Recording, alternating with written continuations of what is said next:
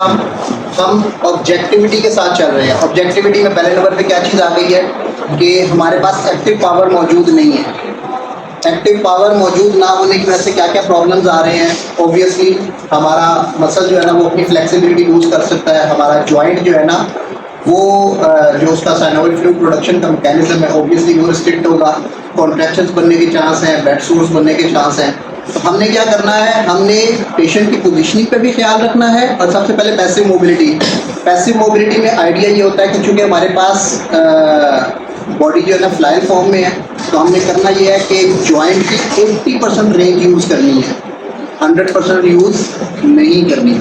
क्योंकि इस वक्त पेशेंट हमें रिस्पॉन्ड नहीं कर रहा कि हम 100% पे गए हैं कि नहीं गए, तो हमने कभी भी 100% रेंज यूज़ नहीं करनी। मिड रेंज के अंदर आपने मूवमेंट्स परफॉर्म करनी है ताकि जो आपका साइनोवियल फ्लूइड प्रोडक्शन का मैकेनिज्म है वो एक्टिवेट हो सके, मैकेनो रिसेप्टर्स एक्टिवेटेड है। इस वक्त अगर मैंने ग्रिप की हुई है, मेरी जो टैक्टाइल स्टिमुलेशन है वो भी कॉर्टेक्स की स्टिमुलेशन में पार्टिसिपेट कर रही है। जिस वक्त चेस्ट फिजियो परफॉर्म की जाती है, जीसीएस कम से कम 1 पॉइंट जंप कर जाता है। रीज़न क्या है, वो इतनी एग्रेसिव स्टिमुलेशन होती है कि फौरी तौर पे आपको जीसीएस जो है 1 पॉइंट रेज्ड मिलता है। ये जो हमारी टैक्टाइल स्टिमुलेशन है ये भी किसी ना किसी हद तक पार्टिसिपेट करती है। और जैसे कोई छोटा बच्चा रो रहा हो, हम 2 दफ़ा टैप करके उसको चुप करवा लेते हैं।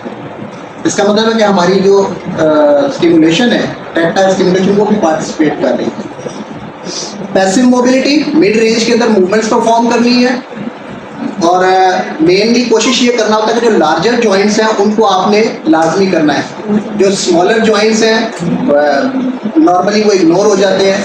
लेकिन अगर आप किसी जॉइंट को दिन में 2 दफ़ा कंप्लीट रेंज में मूव कर दें, उस पर कॉन्ट्रैक्चर नहीं बनेगा।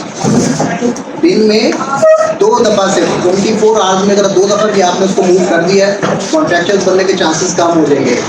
जो हेमीप्लीजिक पेशेंट्स हैं उनके अंदर जो टिपिकल पॉस्चर बनता है वो इंटरनल रोटेशन के साथ बनता है। तो आपने क्या करना है, आपने RIPs लेने हैं, reflex inhibiting postures. Reflex inhibiting postures क्या कहते हैं कि अगर इंटरनली रोटेशन में जा रहा है, प्रोनेशन में जा रहा है, ये टिपिकल पॉस्चर है हेमीप्लीजिक पेशेंट्स।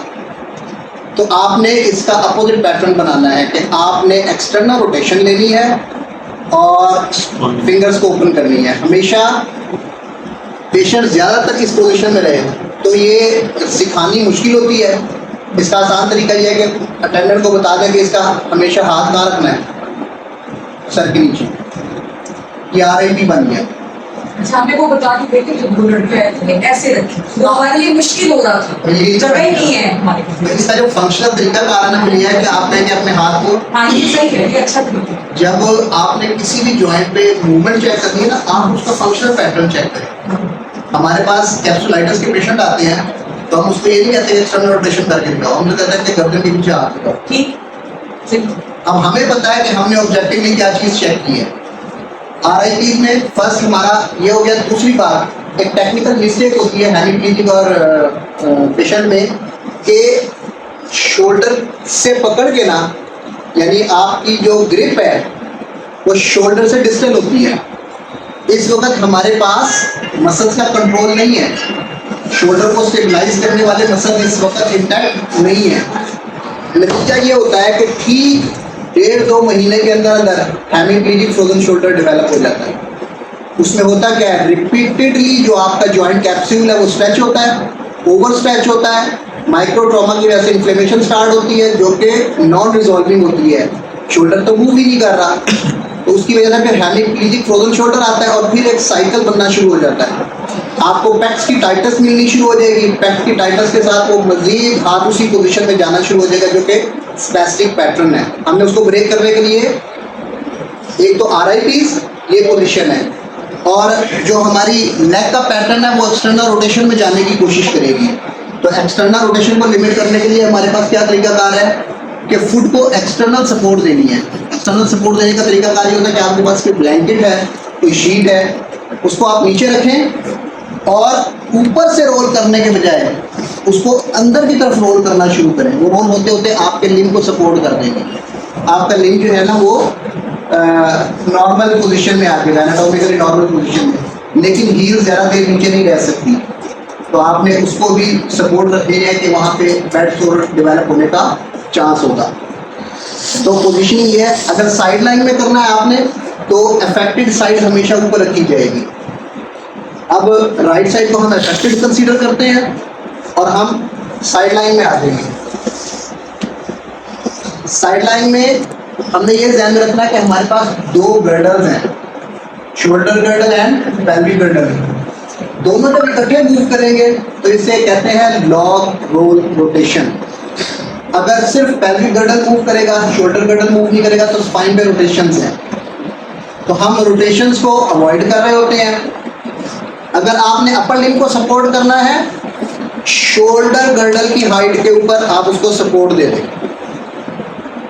पिलोज रखे जाए, ऐसे पिलोज जो कि लिम्ब को इस पोजीशन में सपोर्ट कर लेंगे। इसी तरह जब हिप को सपोर्ट किया जाएगा तो इसकी हाइट पेल्विक गर्डर की हाइट के बराबर होनी चाहिए। ये वो बेहतरीन पोजीशन है जिसमें इवन के जो स्पाइनल सर्जरी के पेशेंट्स होते हैं उसमें स्पाइनल लोडिंग को कम करने के लिए भी यही मेथड यूज़ किया जाता है।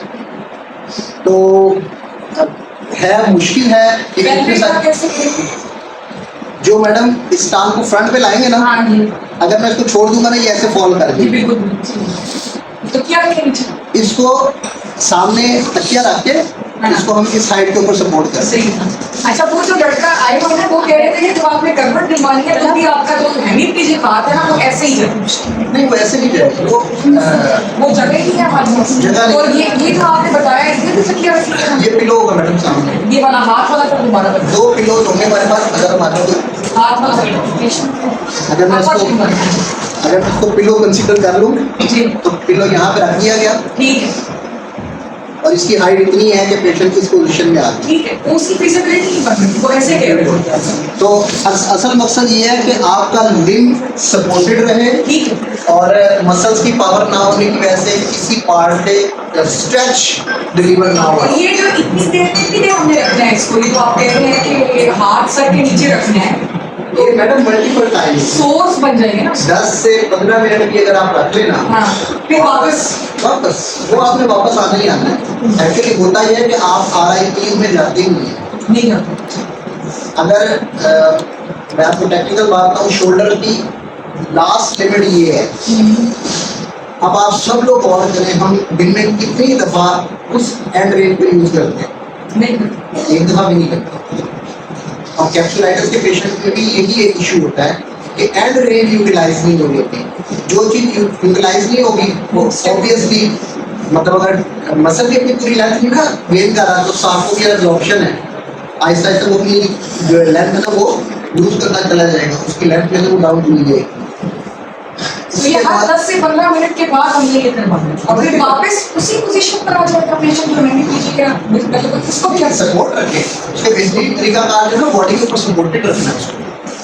मतलब ये पोजीशन है उसकी एक सेकंड के उसके बाद क्या सुपाइन लाइन के अंदर है ना, सुपाइन लाइन में उसके आर्म के नीचे पिलो होगा, बस हाँ ऐसे स्ट्रेट फ्रेम में रखा हुआ है, ठीक, और हैंड एलिवेटेड है। बस एलिवेटेड इसलिए कि एडिमा ना हो। ठीक, क्योंकि वो ये नहीं करवाना, ये नेसेसरी नहीं है, ये पॉसिबल नहीं है, नहीं है, पॉसिबल नहीं है। ठीक है। तो हमने ना वो चीजें लेनी है जो कि फंक्शनली पॉसिबल। सही। अगर आपने हैंड के नीचे पिलो रखी है और हैंड एलिवेटेड है तो इसका मतलब है हार्ट लेवल से आपने किसी ना किसी हद तक उसको एलिवेट कर लिया है, तो उसके अंदर जो है ना डिपेंडेंट एडिमा आने के चांसेस जो है ना रिलेटिवली कम होंगे। अच्छा, एक पोजीशनिंग हो गई, चेस्ट फिजियो, चेस्ट फिजियो रह गई है। पैसिव मोबिलिटी में भी जो हम अगर फर्स्ट के लिए मोबिलिटी सुपाइन लेना आपने सुपाइन, अब मैं पैसिव मोबिलिटी जब परफॉर्म कर रहा हूँ ना, तो जिस तरह मैंने रिस्ट के ऊपर मूवमेंट्स आपको बताई थी ना कि रिस्ट की मूवमेंट जो है वो आपको क्या क्या इन्फॉर्मेशन डिलीवर कर रही है, वो सारा प्रोसीजर यहाँ पे आप अप्लाई कर सकते हैं। हमारे ग्लूट्स हमें अलाउ कर रहे हैं कि हम हिप को फ्लेक्स कर सकें, हमारे क्वाड्स हमें अलाउ कर रहे हैं कि नी पूरा फ्लेक्स हो सके।